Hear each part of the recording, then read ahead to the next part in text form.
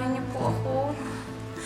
Matagal ko na po gustong ipagtapat ang buong katotohanan na hindi po ako si Ira.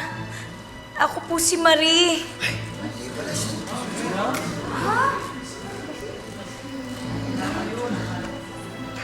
Ikaw si Marie? Opo. Dati ko po talagang gustong sabihin sa inyo po, Sir Juan, patawarin niyo po ako. Kaya lang, lagi na lang pong hindi ko masabi dahil... Kasi... Shut up, okay? Aminin mo na, nainggit ka talaga sa akin at idol mo ko.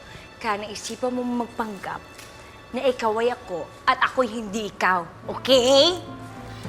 Kaya naman palang lagi mong kasamang ina mo sa lahat ng shooting at pictorial mo.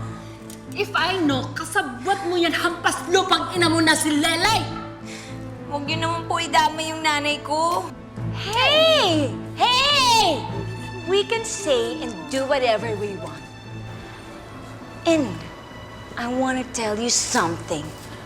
And it goes a little something like this. This is very original.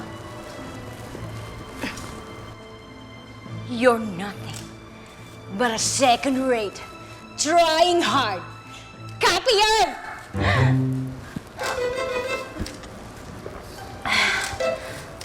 Bakit? Nauhaw ako, okay? Sama? Ha? Teka, anong ginawa sa'yo ni Arwana? Saan kanya dinala? Sinaktan ka ba niya? Anong ginawa niya sa'yo? In fairness, mas maganda siya kapag malapitan. Anak, bakit wala kang imik? Galit ka na naman ba sa akin? O hindi mo na naman ako naaalala? May amnesia ka na naman ba? Wala. Wala akong amnesia. Nakikilala kita, Inay.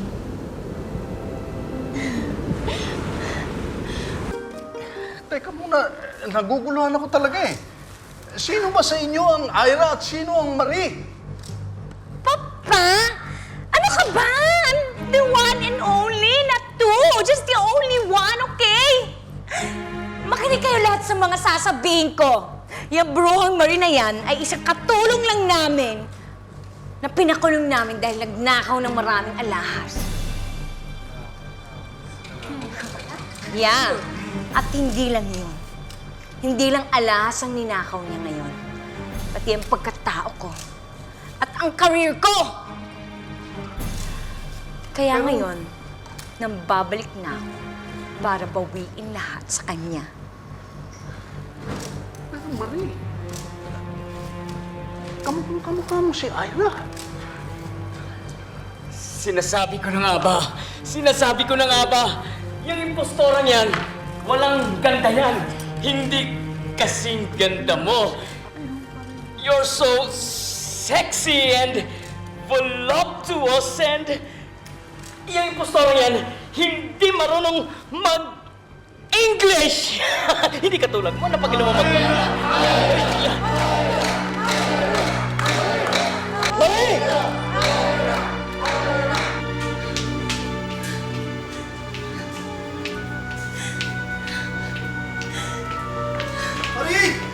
Marie! Marie!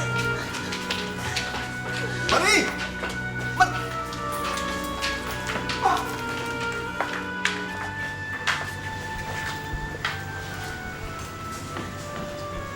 Nakapagtataka.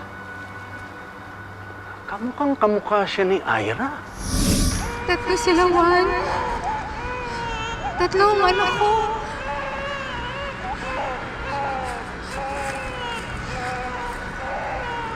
Sana malamang napagod ka lang. Hindi. Tatlo ang anak ko, Juan. Kinuha nila yung dalawang mawan. Tatlo ang anak ko. Sinong sila?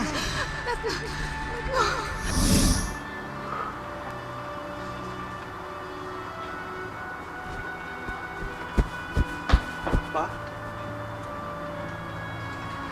Teka muna.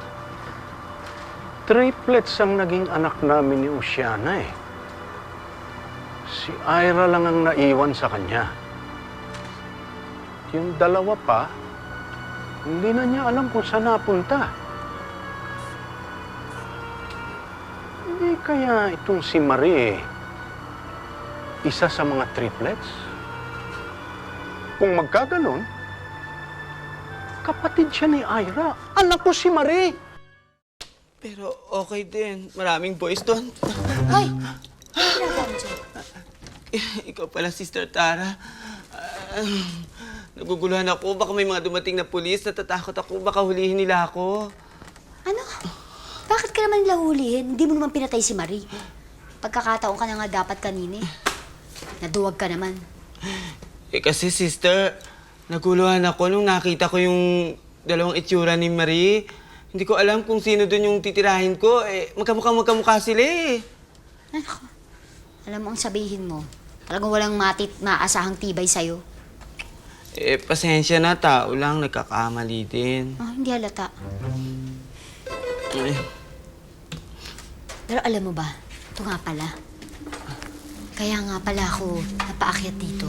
Alam mo ba, may natuklasan ako, Dikoy. Kanina, sinundan ko si Don Juan nung hinabol niya si Marie. At tinig na dinig ko, sinabi niya na may anak daw siyang triplets. Triplet? Oo, triplets.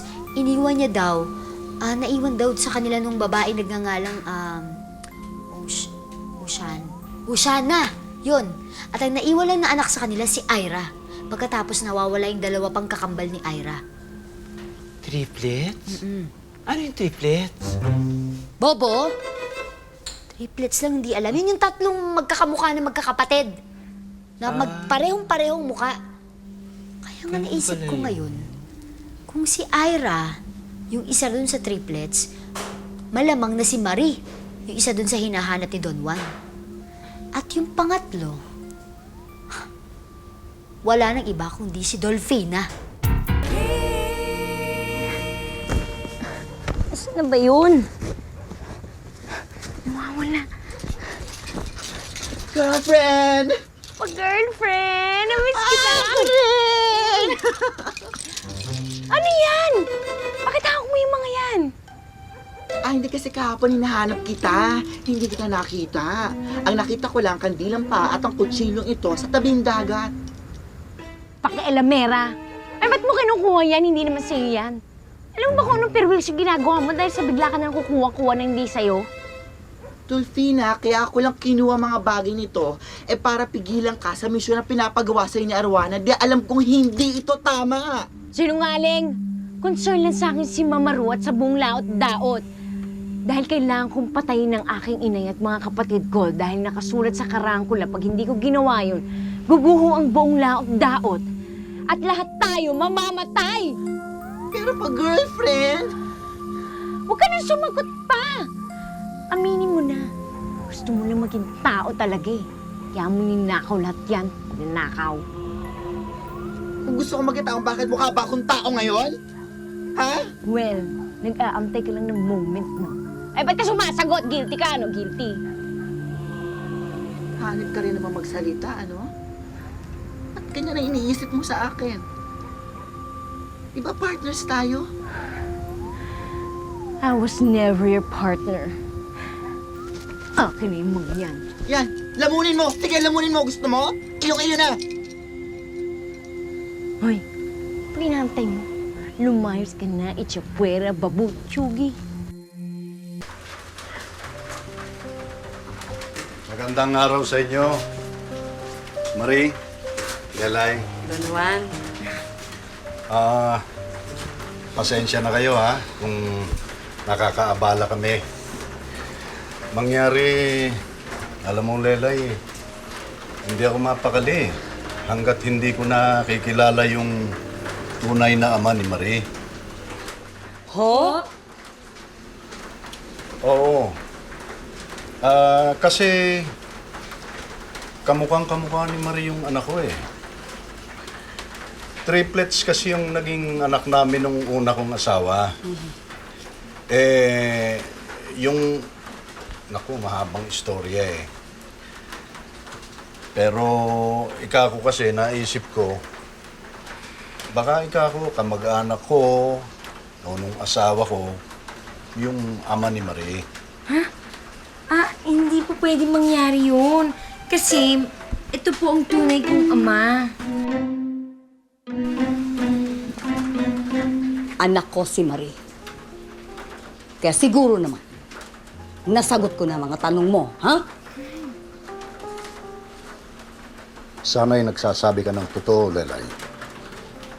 Dahil sa... Kung hindi, ay pinagkait mo kay Marie ang karapatang malaman kung sino ang kanyang tunay na ama. Tayo na, Jay. Marie, sige ha. Mag-ingat ka na lang, anak.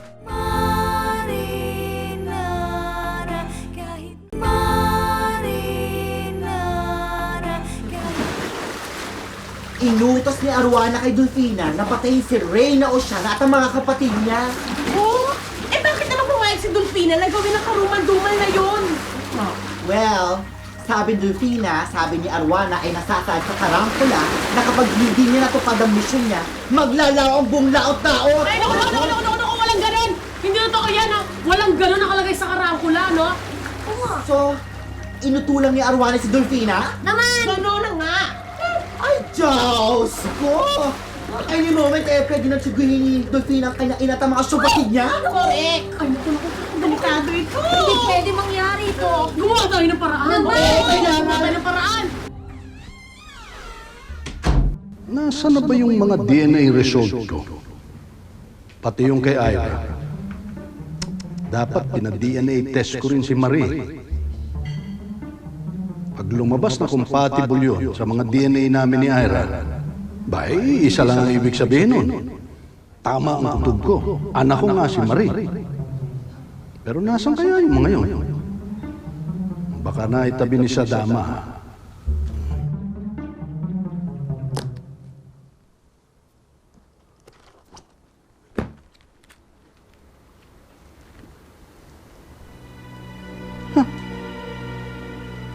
Ano ito?